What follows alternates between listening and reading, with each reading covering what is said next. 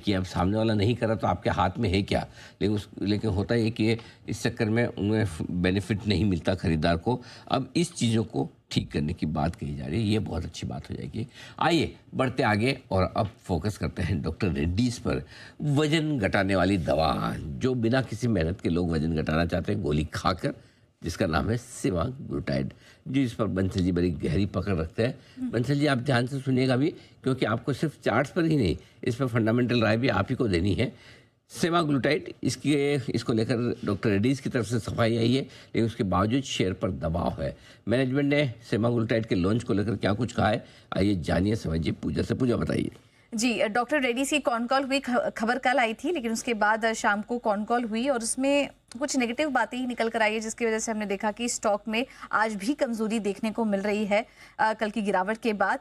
और उनका कहना था कि मैनेजमेंट सेमाग्लूटाइड के क्वालिटी इश्यू देखने को मिली है और इसके चलते Q2 में जो CMO पार्टनर्स हैं उनको सप्लाई करने में यहाँ पर देरी हो सकती है। इनफैक्ट Q3 Q4 में ही अब वो इस दवा की सप्लाई वापस से शुरू कर पाएंगे, तो करीब करीब एक तिमाही की डिले की यहाँ पर आशंका बताई जा रही है। तो इनके जो रेवेन्यू पोटेंशियल की बात की जा रही थी उसमें एक बड़ा हिट होता हुआ नजर आएगा। नवंबर तक इंजेक्टेबल पेन्स कमर्शलाइजेशन की भी योजना थी इनकी, तो उस पर भी कहीं ना कहीं ब्रेक लगेगा। FY27 में पेन सेल्स टारगेट 12 मिलियन से घटकर अब 6 से 7 मिलियन उन्होंने कर दिया है। भारत में सेमाग्लूटाइड इंजेक्टेबल पेन्स का एक बैच रिकॉल भी कर लिया गया।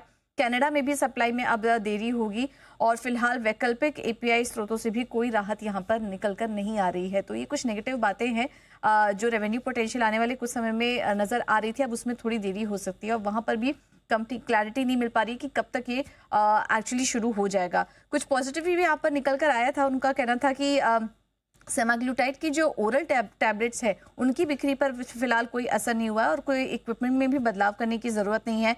डिमांड इंटैक्ट ही है, उसको लेकर भी उन्होंने भरोसा जताया है।